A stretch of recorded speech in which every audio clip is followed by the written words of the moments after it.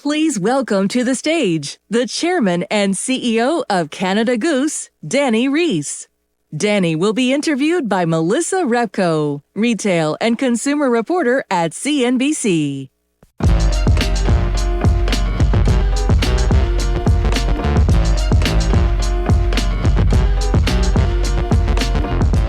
Thank you so much for joining us today, and thank you above all, Dani, for joining me on stage here. Thanks for having me.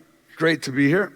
Yes, definitely. Well, lots to talk about when it comes to Canada Goose. You've been keeping busy. Let's maybe start by talking about the consumer, because we've heard from a lot of retailers across the board that there's some pressure on discretionary spending, but you are in a different sector. You're in luxury. So what are you seeing with the luxury shoppers? I think that consumers are looking for what they've always been looking for still, which is authenticity. They're looking for products that are real. They're products that stand the test of time and that are classic. I think that that's really important to continue to bring best-in-class products to market and to our consumers. I also think they're looking for great experiences. I think I think that they expect more from brands, and certainly the in-store experience is important. We've pioneered our cold rooms and snow rooms in our stores.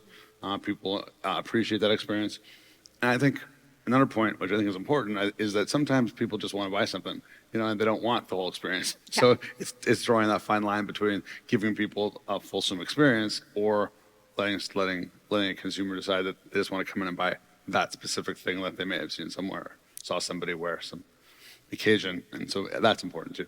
Yes. And you are known as a brand for your parka. I think our audience is familiar with you, thinks of you as an outerwear brand, but you're wearing some of the categories that you're expanding into. You have knitwear on, you have shoes on that are Canada Goose, some categories that people frankly may not associate the brand with.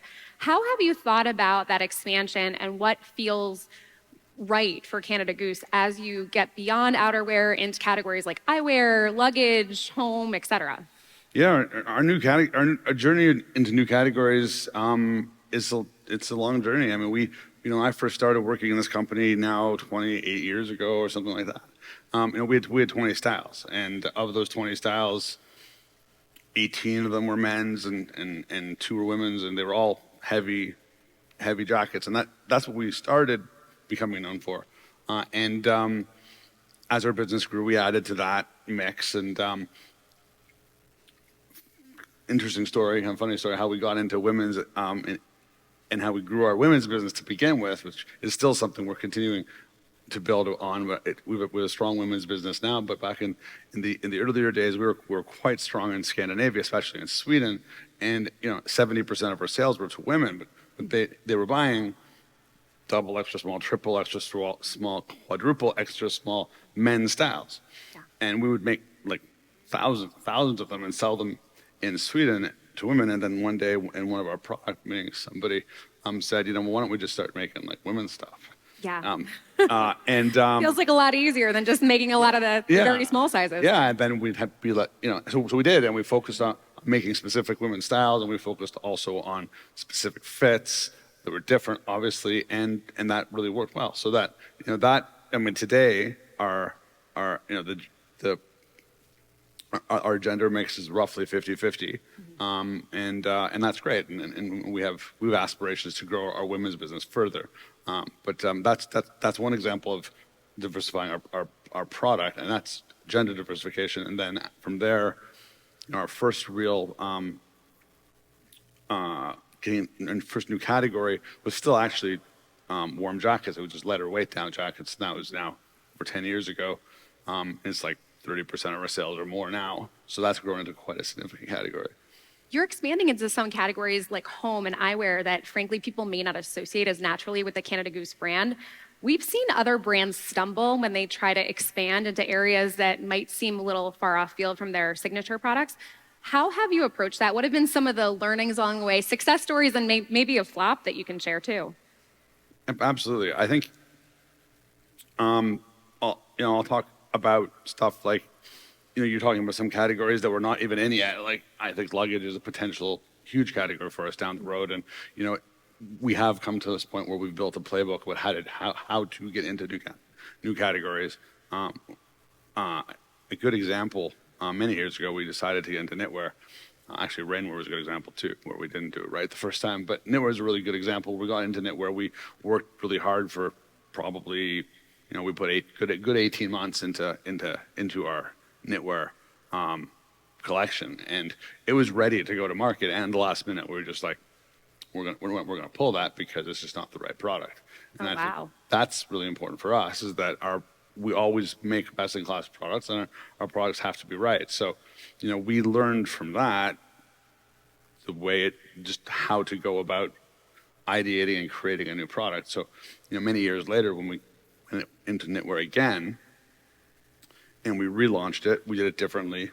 It was definitely smaller. It was, a different kind of team that put it together. And, today knitwear is a very quickly growing category for us. And it's part of our overall apparel assortment, which is approaching $100 million in revenue. And so it has been successful. And I think that, over time we've built this playbook that's allowed us to get into new categories in that kind of way. What was different about that first take with knitwear and the second time around? That's kind of, I'm sure you spent a lot of time and energy the first time. So it was a bold move to pull back and try again. Yeah, it was different. I think the approach to how we designed it was different. Number one. Number two, it just didn't look right, honestly. And, I think that as a brand, it's really important, good to grow as a brand and to continue to thrive and to continue to gain market share and to grow into the opportunity that we have. I feel our products have to be best in class and have to look right for our brand. And even if it comes down to making a tough decision like building and creating an entire category and then scrapping it, and I think that's what we have to do. I think that's the kind of discipline it requires. And obviously you don't want that to happen, but it happens, and you have to be prepared to do that, to take the right steps. And I think, talk about footwear, Yes. Yeah. And I know you've been very deliberate about launching footwear more gradually rather than dropping a bunch of different types of shoes and boots at the same time, being more slow paced. Totally. I think footwear is a very tricky category, and we knew that. And, there's been many apparel brands that have tried to get into footwear and have not succeeded. And, I think a lot of them probably expected too much or wanted to be, $100 million or $1 billion in revenue the first year or whatever.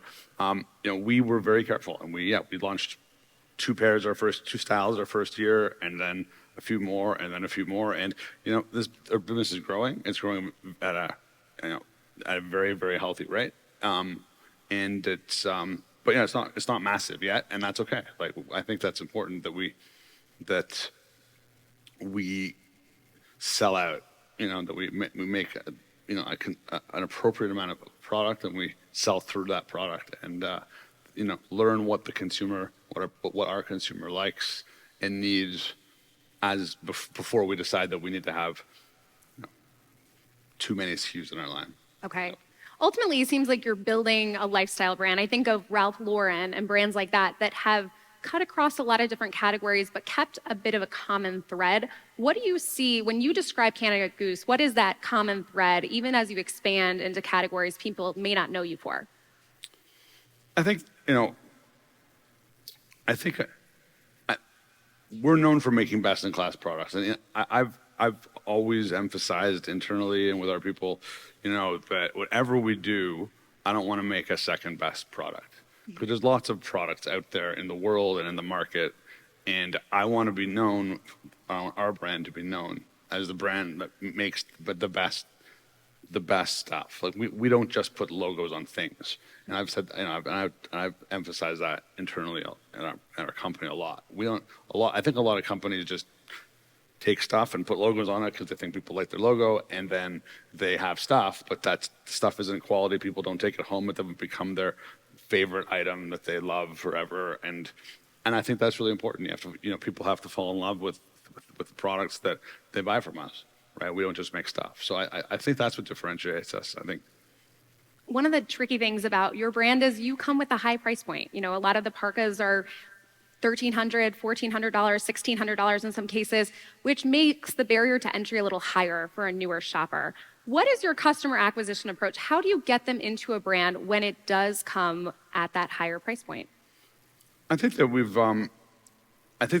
built a strong following so far, and I think that we continue to do that. I think that consumers are and people are willing to buy things that stand the test of time. Our products have a lifetime warranty on them.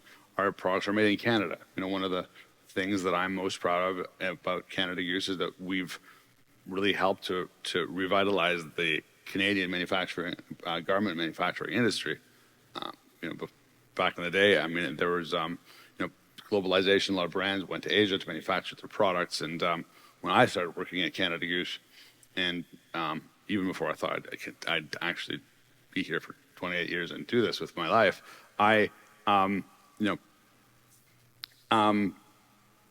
everybody was leaving Canada. Everybody was leaving North America. Everybody was going offshore to manufacture products, and we decided to stay made in Canada. And I learned by traveling to Europe and Asia that was important there. That where a product was made was important, and believed that if we were able to stay alive as a company, because we were a small company at the time, even for 5 years, there wouldn't be anybody left manufacturing in Canada, and then that would, if that were to come true, that would be a massive competitive advantage for us. And as it turned out, that worked out. And today we employ 20% of the cut and sew industry in Canada, and we've really helped to revitalize that. And that's a big part of the authenticity of our brand, and I think our consumers appreciate that. Mm-hmm. You mentioned you want to make products that stand the test of time, and of course, when people are paying higher price points, they want that parka, that knitwear, that pair of boots to stay in style for a while. On the other hand, brands typically put out new products driven by trends because it does drive frequency, it does drive purchases. How do you strike that balance between timelessness and trends? I think that for us, if you swim upstream, as we did, we stake out a leadership position for us, and that puts us in a position where we are able to help set the trends as opposed to help follow the trends. I think that's important. I also think that our business model, we are a classic brand, and a good amount of our product is carryover styles that are the same year after year, perhaps certainly different colors and different colorways and whatnot. But also you have seasonal styles, and it's important to have seasonal styles that are sometimes only last for a season. Sometimes they become part of the core collection as well. So I think that newness is also important, and I think that being known as a company that does not chase trends but creates trends and also creates product that is new, I think that's a good combination. I've noticed at some of your stores you have things like belt bags, which do kind of capture a little bit of a trend while also being around some of those signature items. Is that kind of your approach, to have a mix of some maybe lower price point items that are a little more of the season or of the moment? I think that's maybe our entry point for talking about those bags. They're for us. They do really well, and they're a great entry into a potential future larger luggage category. Mm-hmm. I do think that it's important to have a diverse product pricing architecture amongst our products, for sure. What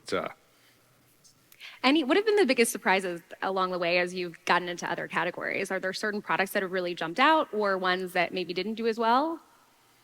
I think that our apparel is doing really, really well right now. Like fleece as a category is growing 70+% a year. It's really taken off, and I would say that has surprised me. I wouldn't have expected that. I didn't think that would grow as fast as it's growing. It's doing really well. I mean, it's really to go from a company, as you mentioned earlier, that was used to be only known for really warm products. We make, and I used to have to talk to people, and they like, how can you possibly sell this stuff? We only make really warm jackets. I'm like, we actually sell lots of these jackets in really warm places. It's kind of strange, but it's true. And today we have products for for every climate and every place, right? We have products for Las Vegas. We have 2 stores in Las Vegas, for example, in case anyone's cold out there.